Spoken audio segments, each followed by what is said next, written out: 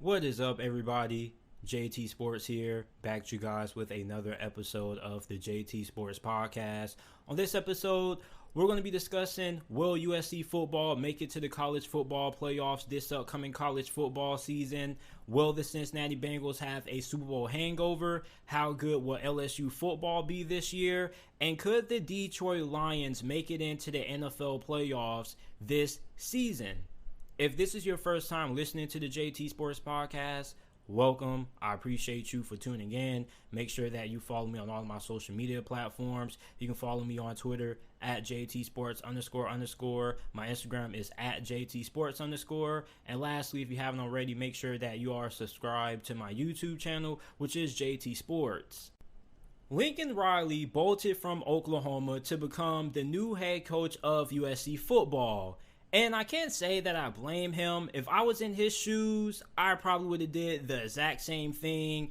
I mean, how can you turn down the opportunity to live in Cali? As a matter of fact, not just being able to live in the state of Cali, but being able to live in Los Angeles. Now, I've heard a lot of things about Los Angeles, both positive and negative. I have never been to LA. I have lived in Florida for pretty much my whole entire life.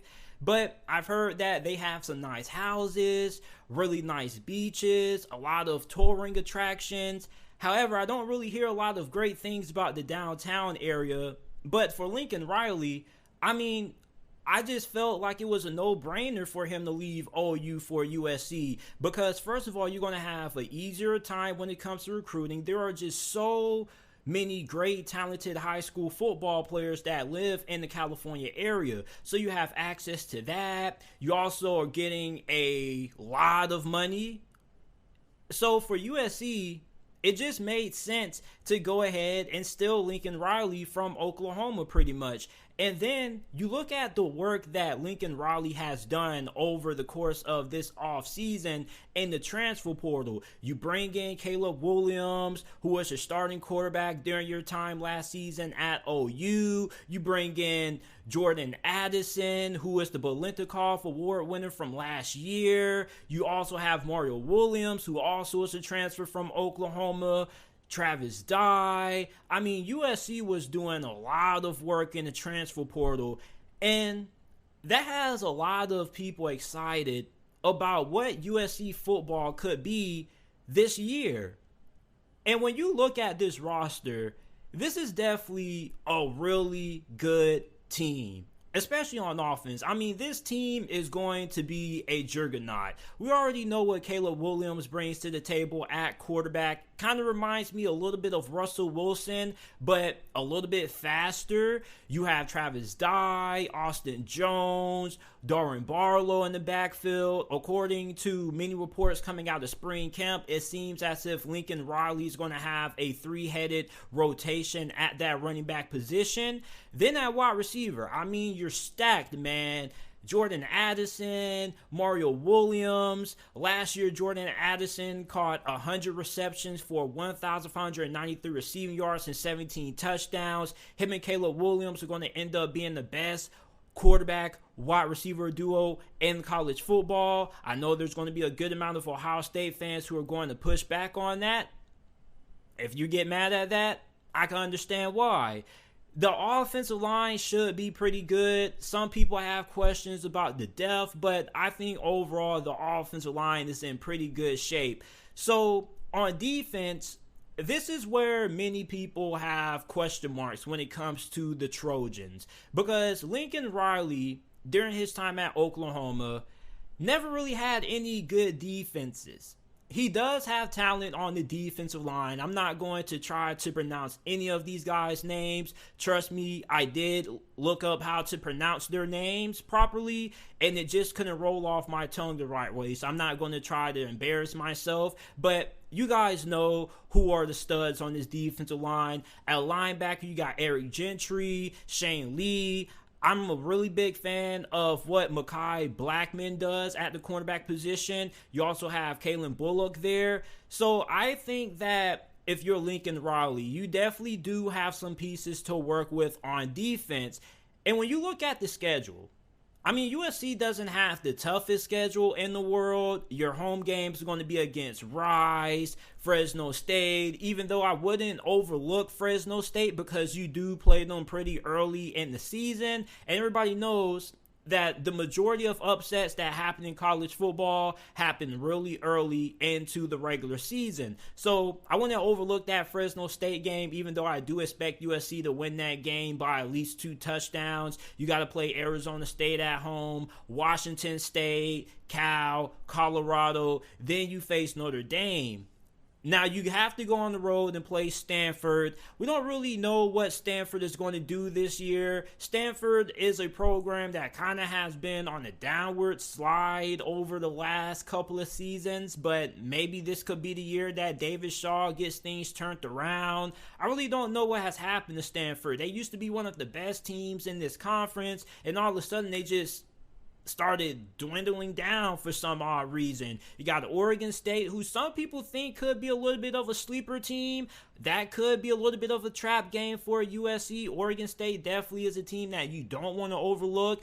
You got to play Utah, which we're going to talk about that a little bit later on in this segment. Then you got to play UCLA. So for USC, if they're going to be able to make it into the college football playoffs, they're going to have to be able to beat Utah. And I don't think it's going to be able to happen. And I understand that you USC fans are probably really upset that I just said that. But before you start cussing me out in the comment section, before you start yelling at me, first of all, lower your tone real quick, put your keypad down, and let me explain. Yes, you do have a lot of firepower on offense. Yes, you do have a pretty solid offensive line. You do have a really good defensive line. But when you look at Utah is a really physical football team. And when you look at some of the more successful teams in the Pac-12 over the last couple of years, they always have been really good at the line of scrimmage, which is something that Utah happens to be very well at, being able to dominate teams in. You remember last year when they played Oregon, they demolished them not once, but twice. And people counted them out in both of those games. Then, you also got to realize the fact that Utah has 17 out of 22 returning starters back on their team this year. So this is a Utah football team that I think that a lot of USC fans are kind of overlooking. And one thing that Lincoln Riley's teams normally aren't really all that great at are being able to handle themselves against more physical football teams. And a prime example of this is a couple of years ago, not even a couple of years ago. Go back to what has happened to Oklahoma in the college football playoffs their last couple of outings. They got manhandled up front. So for USC, if you're going to have a shot at making it into the college football playoffs, you're going to have to go through Arizona. And you might have to end up playing them twice depending on how UCLA and Oregon fare this year. So for USC, yes, you do have a lot of talent when it comes to your skill position, okay? And your offensive line isn't too bad neither. But when you're facing a team like Utah, you just have to be able to handle yourselves up front in the line of scrimmage, because at the end of the day, it doesn't matter how good of receiver core you have, how good your running backs are, if you can't win at the line of scrimmage. The game of football is win and loss on the line, not about what you have at your skill position and whatnot. If you can't handle yourself up front, you're not going to win too many football games. Utah happens to have one of the best offensive lines in college football this year. Their defensive line is also going to be really good as well. So I just think that when you're looking at Lincoln Riley and this USC football team, do I think they're going to be able to be really good this year? Yes, I do. I would be extremely shocked if this team wins anything less than 8 games. My expectations are at least 9, 10 wins. Some people probably say Pac-12 Championship, which I wouldn't get too mad at you for that. But I just feel that Utah right now, I think that it's really their year. I think it's their year that they're finally going to be able to pull through and get into the playoffs this season. And I'm not saying that USC doesn't have a chance. I'm just saying that right now, if Utah and USC played today, I'll be taking Utah. And I think Utah will win by at least 10 points because I think Utah is that good of a football team compared to USC. I think when you're looking at just how physical and how punishing a team Utah is, I just don't know if USC is going to be able to match up with their physicality. Now, they definitely could prove me wrong, and I wouldn't be surprised if they proved me wrong, but I'm just really high on Utah this year. You look at what their head coach did with a lot of underclassmen last year. It was really impressive. It's something that you don't see too often. And I understand there's going to be people that say, well, JT, if Utah's defense is so good, then why did Ohio State put 40 points plus on them in the Rose Bowl? Listen, you're not Ohio State. Ohio State, do you know the kind of players that they have in their offensive line? They have several players on that offensive line this year that are going to be drafted in the first round of the 2023 NFL draft, and they're probably going to have multiple guys that go within the first 2 rounds of next year's draft as well. So in comparison, comparing your offensive line to Ohio State's offensive line, I think there's a pretty big gap there. I'm not expecting for USC to just get doggy walked against Utah. I definitely think the game will be fairly close going into the fourth quarter. But then I think that's when Utah is going to start to pull away because that's when Utah is at their best. They pound you for the first 3 quarters. They wear you down. And then when you get into the fourth quarter, that's really when your depth gets tested. And for USC, yes, you do have good talent on your front 7. But if you're going to beat a good team like Utah, you're going to have more than just great play from your starters. You're also going to have to be able to have great depth on your bench because you're going to have to be able to keep guys fresh throughout the first couple of quarters until you get to that fourth quarter where then you can let everybody go all out. And I just don't think that right now at this moment that USC has a squad that is capable of being able to beat Utah. So I really think that Utah could be the team that keeps USC from making it into the college football playoffs. And not just that, but these Pac-12 teams are pretty inconsistent at times. We've seen it several times. And I'm not saying that Lincoln Riley isn't Mario Cristobal or any of the other Pac-12 coaches. He does have his team prepared more times than not. They don't really suffer too many upsets that often. However, the Pac-12 this year, I think that there are a couple of sleeper teams that could end up surprising a good amount of people. And we also can't sleep on UCLA. UCLA also is a team that has a pretty good offensive line. They're pretty solid up front as well. And they also could give USC a run for their money. So I think that USC is probably going to end up winning 10 games. I think they may end up having 2 losses. Maybe they have a 9-win season at worst, but I don't see them losing no more than 2 or 3 games. I still think that this is going to be a really good football team. This is definitely going to be a top 10 team. However, I don't think they're going to make it into the college football playoffs year 1. I think they're going to lose against Utah, and they may end up suffering another loss during the stretch. But this should still be a really good football team this year. But you guys let me know how you guys feel about the USC Trojans going into the 2022 college football season. Do you guys feel that this is a team that is going to get into the college football playoffs this year 1 under Lincoln Riley? Let me know. So I've been talking a lot about the Cincinnati Bengals, and I am a Steelers fan, but despite me being a fan of Pittsburgh, I have to give credit where it's due. The Cincinnati Bengals, I feel, are going to be one of the best teams in the NFL. And I made a video or segment a couple of weeks ago saying why I feel that Cincinnati will have the best offense in the NFL this year. And I saw a good amount of people in the comment section saying, JT, you're overrating Cincinnati. They're not going to be all that great. They got lucky last year. They're going to suffer from the Super Bowl hangover. Come on, man. I think some of you guys are really just hating. Let's be for real. Yes, the Super Bowl hangover, I'm not going to deny and say that it's not real because there definitely has been a lot of teams that have suffered from the Super Bowl hangover effect. However, I don't think Cincinnati is going to be one of those teams. For one, you improved. Cincinnati did not get worse. They pretty much kept their whole entire team from last year. They pretty much have all of their entire starting lineup returning going into the 2022 NFL season. On top of that, they got better. They had the worst offensive line in the NFL last season. Joe Burrow got sacked, 10 times in their divisional round win against the Tennessee Titans? I think the Bengals were the only team to win a playoff game while allowing their quarterback to get sacked in the double digits. That is not a coincidence. Do you know how good of a quarterback you have to be able to overcome that?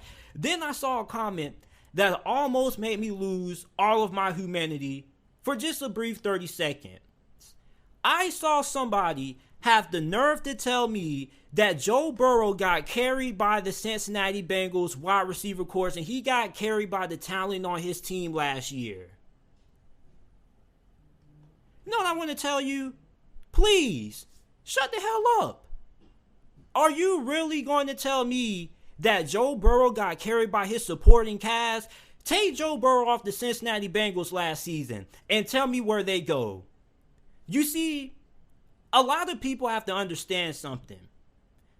A large reason for why Cincinnati has had this remarkable turnaround in a short amount of time has been because of Joe Burrow. You see, the reason why I think Cincinnati is going to be good this year isn't really because I believe in Zach Taylor. It isn't really because of how solid their defense was last year. It isn't just because they improved the offensive line. It's not just because they have Joe Mixon, Jamar Chase, Tyler Boyd, T. Higgins. I have faith in Cincinnati mainly because of Joe Burrow. Joe Burrow is different. This isn't your normal quarterback. You don't often see a quarterback go into year 2 of his NFL career, coming off a devastating season-ending injury his rookie year, and take his team all the way to the Super Bowl. And they had a pretty close game also because there were a lot of people who thought that the Rams were just going to go in and win that Super Bowl with ease. So, with Joe Burrow being at the helm, I think that Cincinnati is going to be perfectly fine. Joe Burrow is somebody who doesn't tolerate losing. He has came out and said this publicly many, many times that losing is unacceptable. And one thing about Joe Burrow is that he's focused. You don't see him on social media a lot. You don't see him in the headlines all that often unless it's about something good that he's doing on the field, such as torching NFL defenses and helping turn around the Cincinnati Bengals franchise. Listen, the Cincinnati Bengals are all into winning now. Too many people have to stop living in the past and keep saying that the Bengals are the Bengals. If you judge somebody based off your past, then you're just a prisoner to the past. How are you ever supposed to move forward in life if you're somebody who dwells too much on what happened 5 years ago? Obviously, this isn't the same Cincinnati Bengals that we saw years prior. This is a new organization. This is an organization that is committed to winning. This is an organization that is committed to doing everything that it takes now to win a Super Bowl and bring that Lombardi trophy home back to Cincinnati. So I'm really not understanding why people can't see the Cincinnati Bengals in the same light that I do. And I can understand if you don't think that they're going to be one of the best teams in the AFC, but I think that it's pretty reasonable to expect this team to be right back in the playoffs. You can say the division got tough. I understand that. I understand that Baltimore had a lot of injuries last year. They're fully healthy this season. Pittsburgh got better. We don't know what's going on with Deshaun Watson and the Cleveland Browns. That's just something that we have to wait and see. But even if he does play, Cincinnati is still probably the safest lock for the playoffs as any other team in the AFC other than the Buffalo Bills. I mean, I think too many people are just trying to undermine the success that Cincinnati had. You see, the reason why a lot of you guys are so hesitant to hop on the Cincinnati hype train is because you got to see it again. You think last year was luck. Let me tell you something. You don't go into the playoffs, right, and beat the number 1 seed on the road in the divisional round. You don't do that by luck. You don't also go on the road and beat the Kansas City Chiefs twice in the season. Both, yeah, you beat Kansas City twice on the road in the AFC Conference Championship game, and you dominated them in the second half. That isn't luck. You came really close to defeating the LA Rams in the Super Bowl. If you had the offensive line that you had now in last year's Super Bowl, you probably win that game. Because Von Miller and Aaron Donald wreaked havoc on Cincinnati's offensive line in the final drive of that game. So I'm not understanding why people keep trying to run with this narrative that the Cincinnati Bengals just had this once-in-a-lifetime season. Because I promise you that Cincinnati is going to be right back in the playoffs, and they're not going anywhere no time soon unless Joe Burrow just surprises us all and just decides to walk away from the game. And from what I've heard him say in a couple of his public appearances, he was on the Full Send podcast, I believe, with Bob Menery and whatnot. Cincinnati is fully locked in on this season, and they're looking to run it back. And I believe that they're going to run it back. I believe that they are going to end up facing the Buffalo Bills this year in the AFC Conference Championship game. Now, I'm not going to tell you who I think is going to win that game, and I don't even know who I would pick for me to want to see who would win that game, because I love the Buffalo Bills, but I also love Joe Burrow and the Cincinnati Bengals, and this is coming from a Pittsburgh Steelers fan. But you guys have to accept that sometimes we have people in life who just seem to come out of nowhere and just take over and just start to dominate. And I think that this is starting to become a new era of Cincinnati Bengals football. This isn't the Bengals team that you have seen in the past. And you see, why are people so hesitant to change? What's so bad about change? What's so bad about a team in Cincinnati rising up and becoming a championship caliber football team? What's so bad about rooting for Joe Burrow? What's so bad about rooting for the underdog? You get what I'm saying? The underdog comes out of nowhere, and then when the underdog ends up cementing themselves as top dog status, we start to push back on it. Now, I'm not saying that Cincinnati is a top dog right now, because you can't consider yourself a top dog until you win a championship. But one thing that I'm not going to count out is Joe Burrow. If you don't have faith in Zach Taylor or the Cincinnati Bengals defense, at least have faith in Joe Burrow. Because this guy is different. This guy is cut from a different cloth. He is cerebral. This man walked into Cincinnati and pretty much changed the whole entire organization, from how they handle things in free agency, from how they build a team around Joe Burrow. Before Joe Burrow got to Cincinnati, what were the Bengals known for? They were known for being really cheap, frugal with their money. They didn't want to dish out the money necessary to build a competitive football team. All of a sudden, Joe Burrow comes in, right? He takes them to the Super Bowl in his second year after having the worst offensive line in the league, right? And then what does Cincinnati do immediately after the offseason? Oh, they signed Alex Kappa. They signed Lael Collins. Who else did they sign? Ted Karras. It's one more person that yeah. And you already got Jonah Williams at left tackle. So this offensive line has improved. So this is a team that has pretty much lost nobody of significance this offseason. Pretty much keeps their same starters from last year. And on top of that, they improve. I don't understand why people are trying to make it seem to be a hot take that the Bengals are going to be in that conversation once again this year.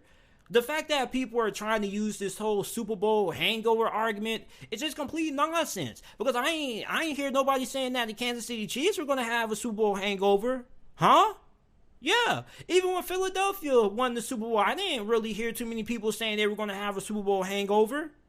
I heard people saying they were going to be right back in it.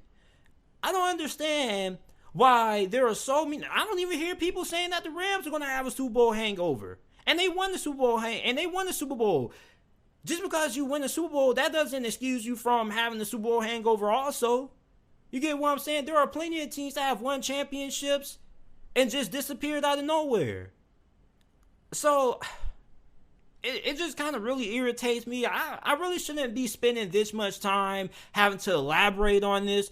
But, I do have people out there that just like to be know-it-alls, or they just hate Cincinnati for some reason. I don't know if you're a Bengals fan or salty Browns fan. I don't know what it is. I don't know why I got so much pushback for just saying that the Bengals were going to be one of the best teams in the NFL. I don't think it's that much of a hot take. If you look at their roster, on paper, they have the most talented offense in the NFL. They have a top 5 offensive line, no worse than top 10, the best receiving core in the NFL. Joe Burrow pretty much is already a top 3, top 5 quarterback in the game. You got Joe Mixon, and plus you have a really good defense. What's so hard to see? You get what I'm saying? And even if you go back to last year, the Bengals, what was their regular season record? 10-7? There were a couple of games that if the ball bounced in their direction, they could have easily won. Take that Green Bay Packers loss, for example, when they had all the missed field goals by Evan McPherson. If Evan McPherson makes one of those kicks, they end up winning that game. So there were a lot of close games that the Bengals lost last year. And if they would have won, they would have easily had the number 1 overall seed over the Tennessee Titans. I mean, you guys have to give credit to where credit is due. We have a team that at this moment right now going into the 2022 NFL season is going to be a premier powerhouse in the AFC. And I understand that the AFC is stacked. If you want to sell me on the Chiefs, Chargers being better than Cincinnati, you can go ahead. I'm not going to agree with you, but I'm not going to disagree with you neither. That's a respectable argument. But to give me the whole Super Bowl hangover nonsense, I'm not buying it. Joe Burrow isn't going anywhere, so you're not going to sell me on the fact that they're going to have a Super Bowl hangover. And you're definitely not going to come on here on this platform when we only care about logical, reasonable explanations and tell me that Joe Burrow got carried by Cincinnati. Come on, man. What are you? Are you a hater? Or are you a fan of the game? Can we just take a minute to sit back and respect greatness? I'm not dick riding. I'm telling you guys the God honest truth. Joe Burrow is cut different. So instead of hating, just sit back, shut your mouth, stop hating, stop drinking that Gatorade, and just watch greatness. It doesn't matter. I'm a Steelers fan. And even I could admit, you get what I'm saying? I'm kind of rooting for Cincinnati. And I'm going to be rooting for Cincinnati in every single game they play this year, other than when they play the Pittsburgh Steelers. And they play the Pittsburgh Steelers week 1. So guess who I'm going to be rooting for? I'm going to have my terrible towel. I'm going to have my Pittsburgh Steelers cup. And I'm going to be rooting for my Steelers. And any other team that the Bengals play other than Pittsburgh, I'm going to be rooting for the Bengals. Let's just sit back and watch greatness. Let's just sit back and watch Joe Burrow work. This is a really good team. I don't understand why people don't see what I see sometimes. And it's not like I'm not logical most of the times. Some of my takes, very rarely, can be a little bit out there. But I think that this is a pretty centered take. I think that the Bengals are one of the best football teams in the AFC. I really shouldn't have spent so much time, but it really just frustrated me. It really just frustrated me, man. On to the next thing. So let's move on to talking about the team that Joe Burrow led to a national championship not too long ago, but it seems like doggone near a decade ago because, boy, after 2019, things really turned for LSU. And now they have a new head coach in Brian Kelly. They have a over-under win total of 7.5 going into this season. How good is LSU football going to be this upcoming 2022 college football season? Now, for starters, we don't know who's starting at quarterback. I thought, and many of us thought, that it was going to be Jaden Daniels, but apparently Garrett Nussmeier has had a really impressive spring. And a lot of LSU fans have been saying, man, I don't know, man. Garrett Nussmeier, don't sleep on him. So you have Jaden Daniels, Garrett Nussmeier, and then Miles Brennan. So it still looks as if this quarterback battle is still going to continue heading into fall camp. And it's really going to come down to who has the hot hand. So even if Garrett Nussmeier, let's say, was the best quarterback during spring, right? If he gets outperformed by Jaden Daniels during fall camp, then Coach Kelly is probably going to roll with the guy who has the hot hand. That's really what it's about when you have these battles, not just when it comes to quarterback battles, but any position battle. You always go with the guy who gets hotter at the last minute because he is the person who's carrying the momentum closer to the start of the regular season. So I don't know who's going to end up being the starting quarterback. I'm still putting my money on Jaden Daniels. I'm hoping that he ends up turning it around, but all of this is really from sources and everybody's opinion on the matter, but there are a good amount of people who have been giving Nussmeier a lot of praise, so we have to take that into consideration. And there hasn't been a quarterback that has really put their full grasp on the starting quarterback job, because if one of these quarterbacks was just outright dominant during spring, I promise you the starter would have already been announced by now. So the quarterback position is in a really good situation, because anytime you're having this debate around who's going to be your starting quarterback, and it's because of how well they performed during the spring, that's a good situation to be in. So regardless of who's going to be the starter, I trust all three of these quarterbacks. If Jaden Daniels ends up being the starting quarterback, I would love it. If Miles Brennan ends up surprising everybody and winning the starting job, I still would trust the decision. And Garrett Nussmeier, I would be a little bit surprised, but I would still trust the decision, because this is a really talented quarterback room. When you look at the running back position, John Emery looks to be the lead back. He should be in for a breakout season this year. Last year, he had 75 carries, 378 rushing yards, 3 touchdowns, and 5 yards per carry. The wide receiving core is stacked as always. LSU is wide receiver U pretty much. You got Kayshon Boutte, who had 38 receptions, 509 receiving yards, 9 touchdowns, and averaged 13.4 yards per carry, or per catch, excuse me. You also have Jeray Jenkins, who I love him. He has really good size, is a really good athlete. He can move very well. I think he's going to be a really great deep ball threat. He caught 34 receptions for 502 receiving yards, 8 touchdowns, while averaging 14.8 yards per reception. And then you also have Malik Neighbors, Jack Beck, Brian Thomas Jr., Karen Lacey, transfer from Louisiana. So the wide receiving core is stacked. You have a lot of production, a lot of talent there. No LSU fans should be too concerned about that. The offensive line, however, definitely gives me not a lot of confidence, to say the least. And when you look at the schedule that LSU has, especially playing in the SEC West, if you're a fan of the Tigers, you should be extremely concerned. Now, the offensive line has made some progress during spring ball, but even Brian Kelly has came out and said that, yes, we have made some progress during the spring, but we still do have a long ways to go.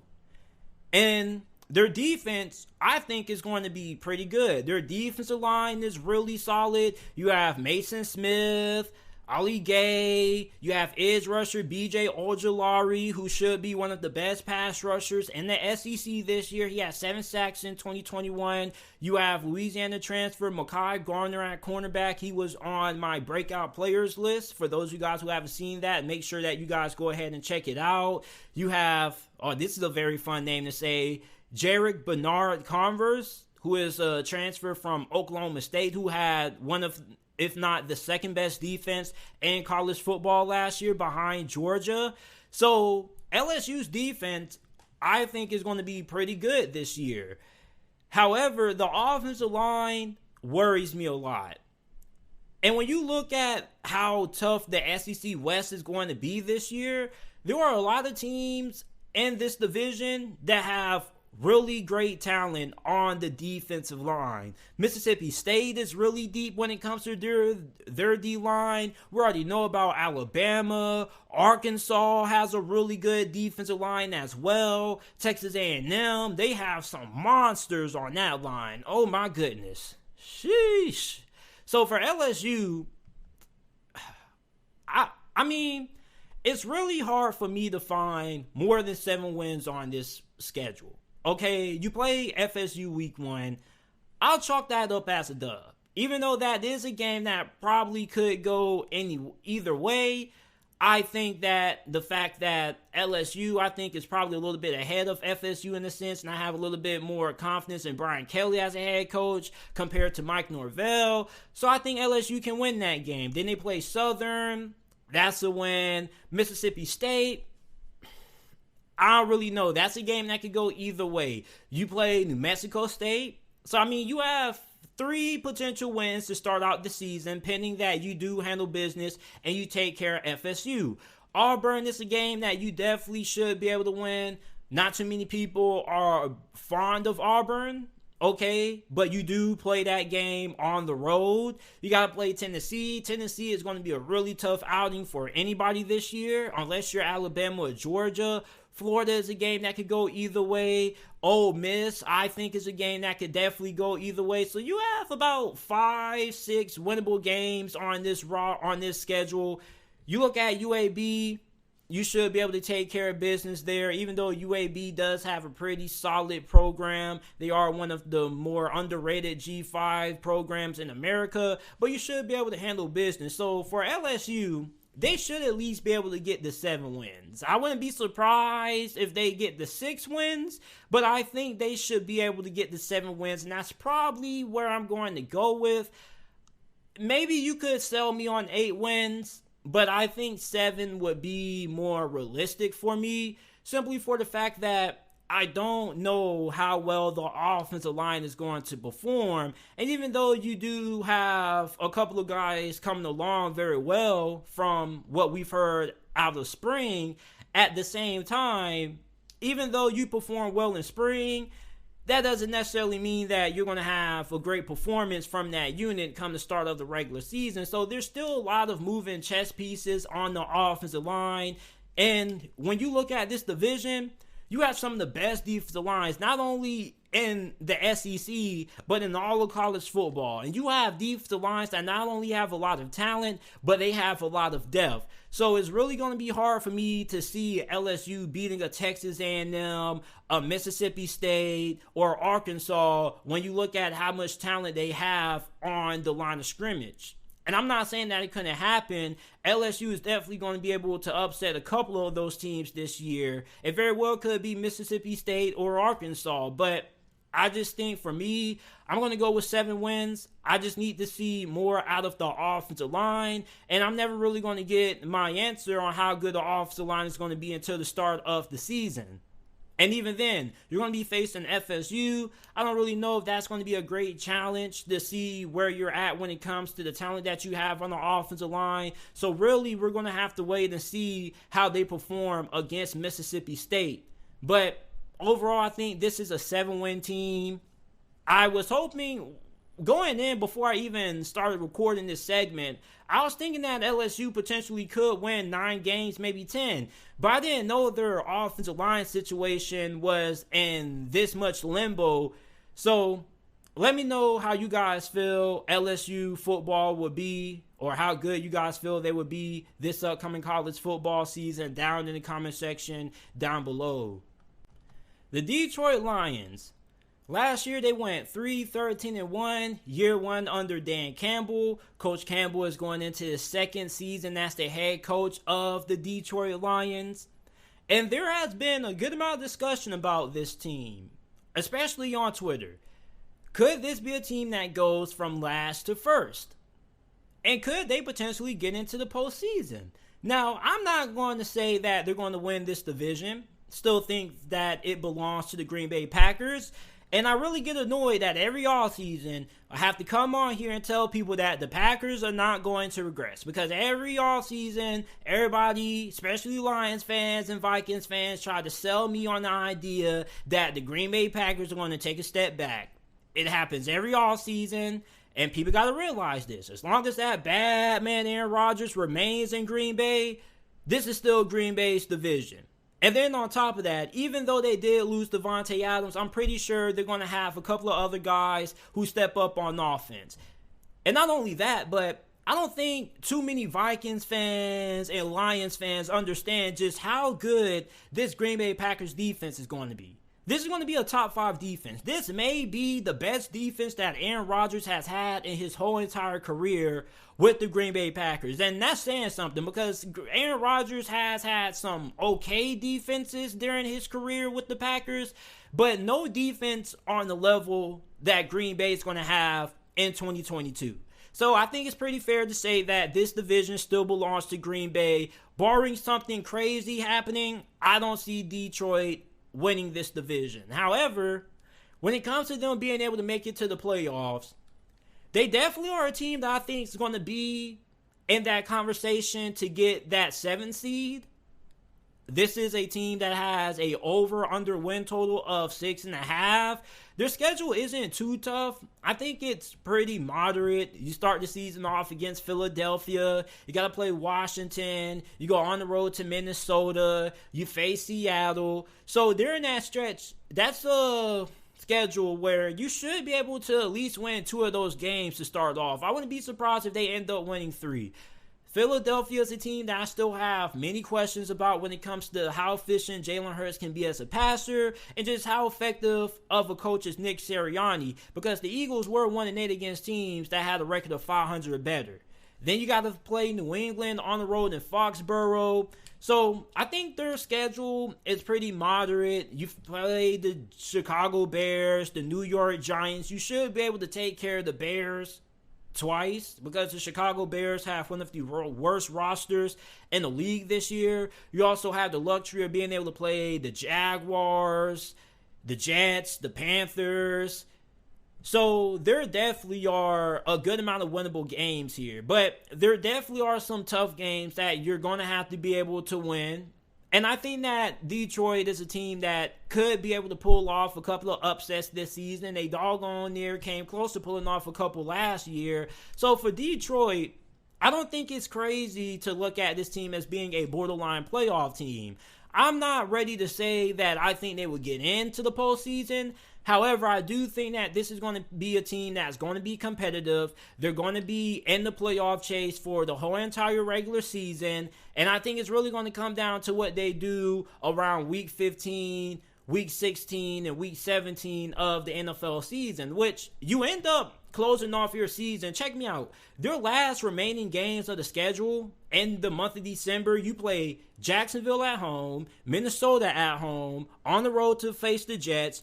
Then you have to go on the road to face Carolina. Then you come back home and play Chicago. And then you have the Green Bay Packers at home the last week of the regular season. And maybe if you're lucky, Green Bay ends up resting their starters because maybe they already clinched the 1 seed or they already locked up their playoff berth. And it's not possible for them to get the 1 seed. But that's a pretty easy stretch there going into the month of December. So for Detroit, you could probably pull off some magic that the Philadelphia Eagles were able to pull off last year, because the Philadelphia Eagles weren't good against good teams, but they got really fortunate that they were able to beat up on some of the worser teams in the league. I don't care if worser isn't a word. It's a word today. Doggone it. So for the Lions, you look at this roster. This is a pretty solid offense. It's not fantastic. It's not going to blow you away on paper, but this is definitely going to be an offense that's going to be able to come in and get the job done. People have questions when it comes to if Jared Goff is the long-term answer at quarterback for the Lions. I don't think he was bad last year. And I think that Jared Goff played some really good football. And not just I think, I know for a fact, Jared Goff played some really good football to close the end of the season, because I watched a lot of Detroit Lions games. I'm not going to come on here and lie to you guys, say that I watched every Detroit Lions game, but I think that I've watched 80% of Lions games, probably 10 or 12 of them. And it's because I had DeAndre Swift and TJ Hawkinson on my fantasy football team. So that's the reason why I had to watch the Detroit Lions play. And for the Detroit Lions, you look at DeAndre Swift, I was kind of disappointed in the season that he had. I was expecting a little bit more out of him, but I think that this year he probably ends up breaking out and he has a Pro Bowl caliber season. We already know what TJ Hawkinson brings to the table. I'm really excited about DJ Chark. If you guys haven't seen my latest segment on DJ Chark, make sure that you guys go ahead and check it out. But I'm a big fan of DJ Chark, and apparently, according from a couple of Lions fans that have hit me up in response to that video, they've said that he's been balling so far during minicamp. So if DJ Chark can stay healthy, you have a Pro Bowl caliber wide receiver. You have Amon-Ra St. Brown, who led the team in receptions, targets, receiving yards. The dude was a monster. He is going to be phenomenal this year. He caught 90 receptions on 119 targets, 912 yards. He had 5 touchdowns. He's going to be really good this year. And then when Jameson Williams ends up getting on the field, which many people are speculating somewhere in late October, early November is when we can expect to see Williams start to have a little bit of a role in this offense when he gets healthy and he's able to play. So when Jameson Williams ends up getting into the mix, this is going to be an offense that it's going to surprise some people. It's going to surprise some people. Now, this isn't going to be an offense that's going to be top 10 or anything like that. But I think it's going to be an offense that's going to be consistent. It's going to be able to get the job done. Similar to how the Las Vegas Raiders offense was last year. The only difference is that the Detroit Lions have a better offensive line than what the Raiders had last year. So I think their offense is probably going to be average to slightly above average. When you look at them on the defensive side, I like what they have on the defensive line. You drafted Aiden Hutchinson. I think he probably should end up having 8 sacks as a rookie right away. You have Charles Harris, who has 7.5 sacks, which led the team. You have Romeo Okwara, who only played in 4 games last year until he got sidelined to a season-ending injury. But the year before that, in 2020, he had 10 sacks. You also have his brother, Julian Okwara, who had 5 sacks last year in 2021. The linebackers concern me, okay? And I'm not really going to say who they have at linebacker because I don't even know who's going to be starting at linebacker. I know they have Anzalone, and you have Derek Barnes, who you drafted out of Purdue last year, but none of those guys really impressed me when I saw them play last year, so linebacker is still a work in progress. There's probably still a lot of hope for Derek Barnes simply for the fact that he was a rookie. At cornerback, I think you're pretty set there. You have Emmanuel Rouye, you have Mike Hughes, you have Jeff Okudah. I don't know what's going to happen with Jeff Okudah. Is he going to play outside, or are they going to move into the slot? At safety, you have Tracy Walker, pretty solid, and you have Deshaun Elliott. And Deshaun Elliott, for those of you guys who don't know, is one of my favorite NFL players in the league. I watched him all throughout his college years at Texas. I was crossing my fingers that the Steelers would draft him. But as you guys already know, he just had to go to the Ravens. It's funny how the Ravens always get all my favorite players, don't they? They get Lamar, and then they got Deshaun Elliott.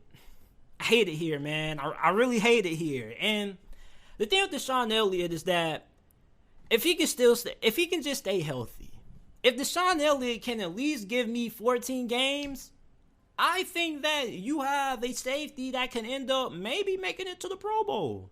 Deshaun Elliott is really, really good. And for those of you Lions fans who don't really know too much about Deshaun Elliott, if you guys want me to do a segment on Deshaun Elliott, I can. But I'm a big fan of Deshaun Elliott. He's aggressive. He's really good when it comes to making tackles. He also is able to make plays on the ball. He caught his first ever career interception last year. So I'm really excited about Deshaun Elliott. Deshaun Elliott is a really good football player when he's on the field. And if you're somebody who is into pro football focus grades and whatnot, go back and look at Deshaun Elliott's PFF grades from last year before he got injured in 2020. Really good, really solid football player. The analytics back it up and the film backs it up. I'm really excited about what Deshaun Elliott brings to the Detroit Lions. 2 of my more underrated free agency signings actually were made by the Detroit Lions, signing Deshaun Elliott and signing DJ Chark. I think that these are 2 critical signings that are going to have a drastic impact on how good the Detroit Lions are going to be this year. I love Deshaun Elliott, man. I might have to just go ahead and get me a Deshaun Elliott jersey because that's how big of a fan I am of him. And I already got some shoes to go along with it. You know, I'm going to wear that thing with some low-top Air Force Ones. You guys already know, all white. You know how we rocking. But, yeah, man, when it comes to the Lions making it to the postseason, I don't know if they will get in, but I do expect them to be a borderline playoff team. I think that this is a team that's going to be highly competitive, which they were pretty competitive in the majority of the games that they played last year. They just had really bad luck. I'm still having haunting memories of that Justin Tucker walk-off field goal. Oh, my goodness, man. It was just so hard to watch the Lions play, and I'm not even a Lions fan, so I know you Lions fans are going through it. It was just really hard to watch. And then I saw on one press conference when Dan Campbell broke down, it was just really disheartening to me, man. It was really hard watching the Lions play, and I wasn't even a Lions fan, so I didn't even ask Lions fans how they felt after loss at a point. I was just hoping and praying to God that they will finally win the game for Christ's sakes. But I like what the Lions are going into year 2 under Dan Campbell. I definitely feel that this is a team that's going to be really improved. You're going to see a noticeable difference this year on the field. And this is definitely a team that should be able to compete for a playoff spot. And I wouldn't be surprised if they got in. Key word, I wouldn't be surprised. I'm not expecting them to get in. If you were to ask me, JT, I bet you $10 that the Detroit Lions would not make it to the playoffs. I probably would take that bet. And if you came up to me and say that, hey, JT, I bet you $100 that the Lions will or won't make the playoffs or the Lions will win more than 8 games, I probably will look at you with a sour face, probably give you a little mean mug and tell you, get out my face. I'm not making that bet. So I like when the Lions are going into the 2022 NFL season. This is definitely a team that's going to be really improved. And I'm excited to watch this team because I am going to be having my eyes on them regardless if I have players on their squad on my fantasy football team or not. I'm just intrigued in the Detroit Lions. I love what Dan Campbell has been building so far. I love the attitude that he has instilled in this team. You know, last year I said that the Detroit Lions were going to be better than what a lot of people thought. And I was wrong, but I was right in a sense. I was wrong because I thought they were going to be able to win at least 6 games last year, and they didn't do that. However, I was right because they were a highly competitive football team. A good amount of games they played came down to 1 possession. They also had some games where they got blown out. Okay, but this was a team that last year was super competitive most of the times they played, and there's no reason why this team shouldn't even be even more competitive. And you think about some of the games that they lost last year that came down to 1 possession games and whatnot. Imagine now that they have a better team, they should be able to win a couple more of those games. So let me know how you guys are feeling about the Detroit Lions. Do you guys think that they will make it to the NFL playoffs this season? And make sure that you guys like the video, subscribe to the channel, and I appreciate you guys for listening to this episode of the JT Sports Podcast. Remember that the JT Sports Podcast is available on every single podcasting platform. Wherever you get your podcast from, the JT Sports Podcast is available. Apple Podcasts, Google Podcasts, Spotify Podcasts. The JT Sports Podcast is available on every single podcasting platform. I appreciate you guys for listening to this episode of the JT Sports Podcast.